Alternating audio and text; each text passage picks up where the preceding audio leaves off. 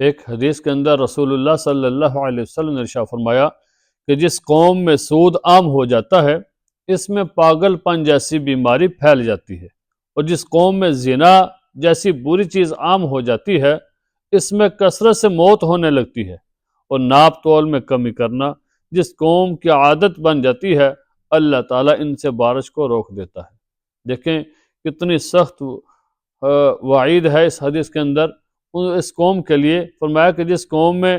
سود عام ہو جاتا ہے اس قوم کے اندر پھر پاگل پن جو ہے اس کی بیماری پھیل جاتی ہے، اور جس قوم میں زنا عام ہو جاتا ہے، آج دیکھیں کہ ہمارے معاشرے کے اندر سود کتنا پھیل چکا ہے، ہر بندہ سودی کاروبار کرتا ہے، سود کا لین دین کرتا ہے، سود کے اوپر ایک دوسرے کو پیسے دیتے ہیں، تو کتنی سخت بری بات ہے۔ اس چیز سے ہمیں بچنا چاہیے۔ بظاہر تو ہمیں یہ معلوم ہوتا ہے کہ ہم نے سود کے اوپر پیسے دیے یا لیے تو ہمارے مال کے اندر جو ہے نا اضافہ ہو رہا ہوتا ہے، کہ ہم کسی کو پیسے دیتے ہیں پھر اس کے بدلے میں پیسے لے لیتے ہیں تو ہمارے مال کے اندر اضافہ ہوتا ہے۔ حالانکہ فرمایا کہ جو تمہیں ایک پینی بھی ملتی ہے، ایک ایک پیسہ بھی جو تمہیں مل رہا ہے سود کے بدلے میں، وہ تمہارے لیے ہلاکت کا سبب بنتا ہے۔ اور جو آدمی صدقہ کرتا ہے، اگر 10 روپے تھے تو اگر 1 روپیہ صدقہ کرتا ہے، بظاہر اس کو تو یہ معلوم ہوتا ہے کہ میں نے جو 1 روپیہ صدقہ کر دیا ہے، 10 میں ابھی میرے پاس 9 باقی رہ گئے ہیں، تو یاد رکھیں کہ آپ کے پاس بظاہر تو آپ کو 9 نظر آتے ہیں،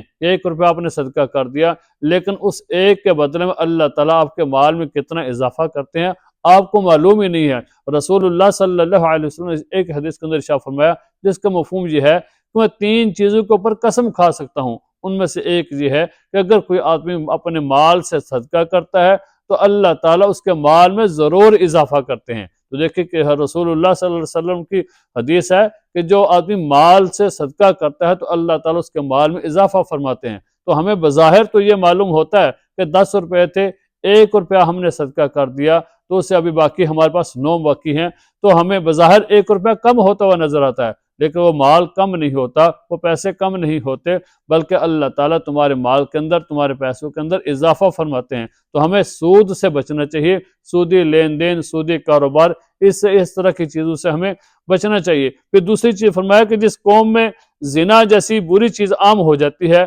اس میں کثرت سے موت ہونے لگتی ہیں۔ آج دیکھیں کہ کس طرح ہمارے ملک کے اندر جو ہے اموات ہو رہی ہیں، پے در پہ اموات ہو رہی ہیں۔ کہ پہلے کبھی ایسا سنا بھی نہیں تھا کہ بادل پھٹا اور اچانک اتنا پانی آ گیا کہ جو 2 دن کے اندر بارش ہونی تھی وہ 5 منٹ کے اندر ہی سارا پانی زمین پر آ جاتا ہے، جس پانی نے پہاڑوں کو بھی ریزہ ریزہ کر دیا، پہاڑوں کو بھی توڑ دیا، درختوں کو بھی توڑ دیا، اور لوگوں کے مکانات بھی کتنے گرا دیے، اور لوگوں کا جانی مالی کتنا نقصان ہوا۔ تو ہمیں اجتماعی اللہ تعالیٰ سے توبہ کرنی چاہیے اور اللہ تعالیٰ سے اپنے گناہوں کی معافی مانگنی چاہیے، اور ایسی چیزوں سے ہمیں بچنا چاہیے۔ آج ہماری قوم کے اندر، ہمارے معاشرے کے اندر زنا عام ہوتا جا رہا ہے، تو ہمارے معاشرے کے اندر زنا عام ہوتا جا رہا ہے، شراب کو پروموٹ کیا جا رہا ہے۔ پہلے ہمارے ملک کے اندر شراب کی اجازت نہیں تھی، آج کل تو گورنمنٹ اس کو اجازت دے رہی ہے، کہ گورنمنٹ نے اجازت دے دی ہے کہ ہوٹلوں کے اندر اس کو استعمال کر سکتے ہیں۔ پہلے بھی لوگ شراب پیتے تھے لیکن چوری پیتے تھے، چھپ چھپا کے پیتے تھے، لیکن ابھی تو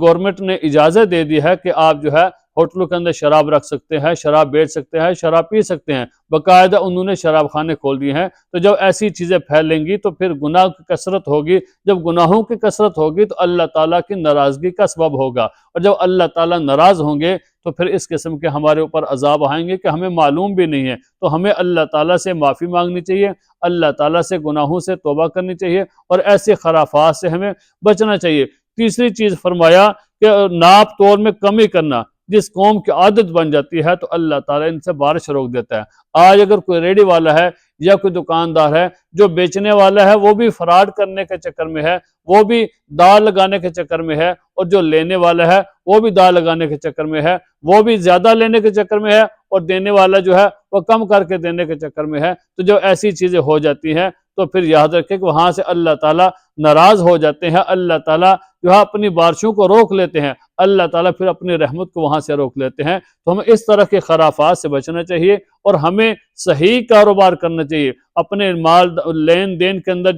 جو اپنا ترازو ہے اس کو پورا رکھنا چاہیے۔ ایسا نہیں کرنا چاہیے کہ ترازو کے پلڑے کو ایک طرف جھکا دو کسی طریقے سے، اور جو وزن آپ نے دینا تھا، جو چیز آپ نے ناپ تول کر کے دینی تھی وہ کم کر کے دو، بلکہ پورا مال دو، پورا جتنا بنتا ہے اس کا حق ادا کرو۔